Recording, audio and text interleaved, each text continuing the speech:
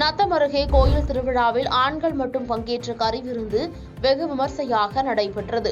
திண்டுக்கல் மாவட்டம் நத்தம் அருகே உளுப்பக்குடியில் வேட்டைக்காரன் கோயிலில் பல நூறு ஆண்டுகளாக ஆண்கள் மட்டுமே பங்கேற்கும் திருவிழா நடந்து வருகிறது. இந்த திருவிழாவில் பிறந்த பெண் குழந்தை முதல் வயதான மூதாட்டி வரையிலானோர் பங்கேற்க அனுமதி கிடையாது. விழாவில் ஆடுகள் நேர்த்திக்கடனாக கோயிலுக்கு விழுங்கப்படும். இந்நிலையில் ஆண்டிற்கான திருவிழாவை ஒட்டி இரவு 1 மணிக்கு பொங்கல் வைத்து வழிபாட்டை தொடங்கினர். பின்னர் நேர்த்திக்கடனாக செலுத்தப்பட்ட 50 ஆடுகளும் சமைக்கப்பட்டு விருந்து தயார் செய்தனர்.